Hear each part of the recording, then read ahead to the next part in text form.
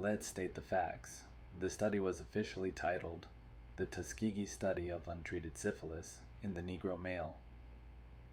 It was conducted by the United States Public Health Service, the federal government. It began in 1932 in Macon County, Alabama. The subjects were 600 poor, African American sharecroppers. 399 had latent syphilis. 201 were a healthy control group. The stated scientific goal was to observe the natural history of syphilis. They wanted to know, if you leave the disease alone and don't treat it, how does it kill the patient? Does it attack the heart or the brain? To answer this, they needed the men to remain untreated until they died, so they could perform autopsies. The autopsy was the endpoint. To understand how they got men to agree to this, you have to understand the context. Macon County was one of the poorest places in America. The cotton economy had collapsed. Illiteracy was rampant. These men had no access to medical care whatsoever. The researchers didn't force them, they lured them. They offered free medical exams, free meals on exam days, and most importantly, burial insurance. In a community where dying without dignity was a real fear, burial insurance was a powerful inducement. The researchers presented themselves as benevolent government doctors come to help. This exploitation of poverty is a theme we see repeated in global health today. The core ethical violation was deception. There was no informed consent. The men were never told they had syphilis. They were told they were being treated for bad blood, a local catch-all term that could mean anything from anemia to fatigue.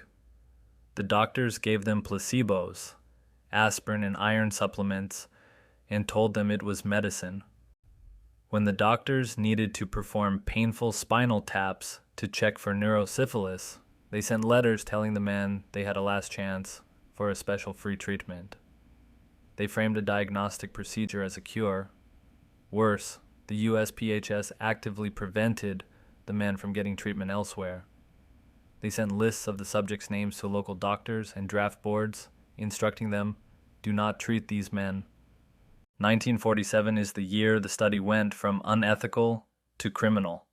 In 1932, treatments for syphilis were toxic and ineffective, arsenic and mercury. But by 1947, penicillin was widely available. It was a miracle cure. One shot could wipe out the infection.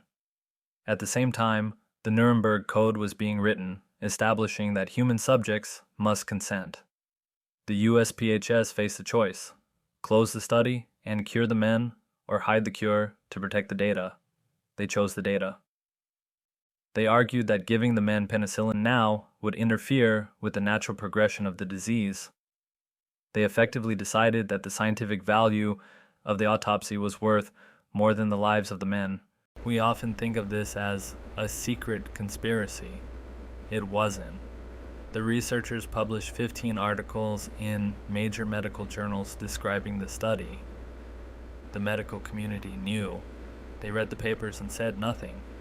In 1969, the CDC convened a blue ribbon panel to review the study.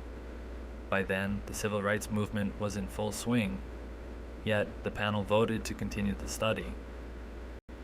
Their reasoning? We are almost done. Most of the men are old. If we stop now, the data from the last 40 years is wasted.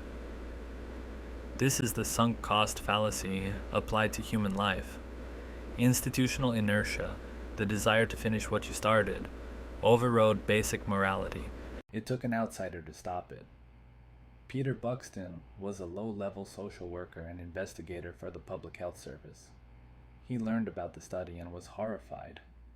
He wrote letters to his superiors in 1966 and 1968, comparing the study to Nazi experimentation. He was told to be quiet, that he didn't understand the science, and that he should mind his own business.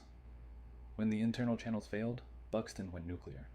In 1972, he leaked the documents to a reporter named Gene Heller at the Associated Press.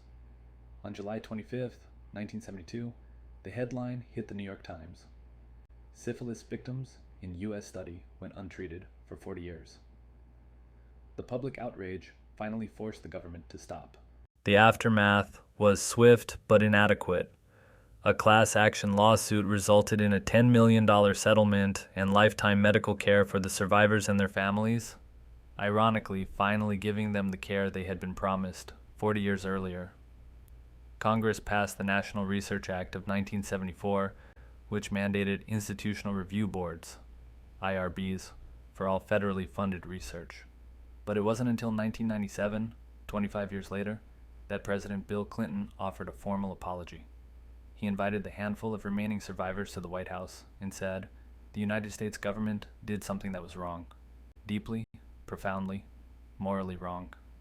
It was a necessary moment, but for many, it was too little. Too late." The intellectual legacy of Tuskegee is the Belmont Report.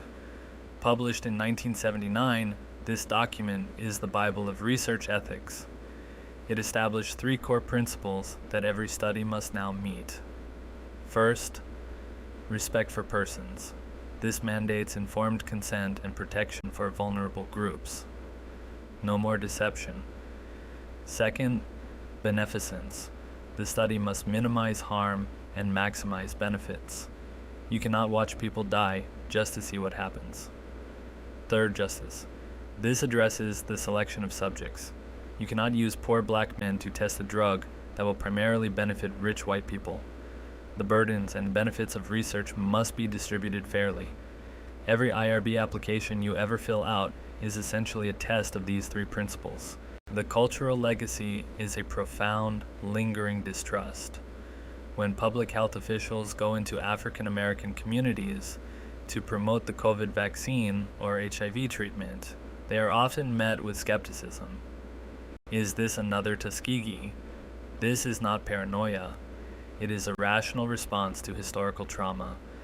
The Tuskegee effect has led to lower participation of minorities in clinical trials, which paradoxically means we have less data on how drugs work in those populations.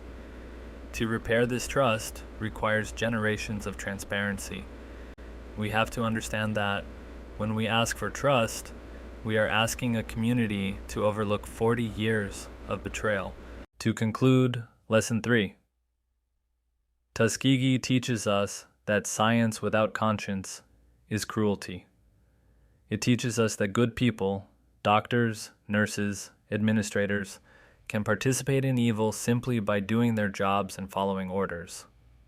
It warns us against a utilitarianism that views the minority as expendable for the knowledge of the majority.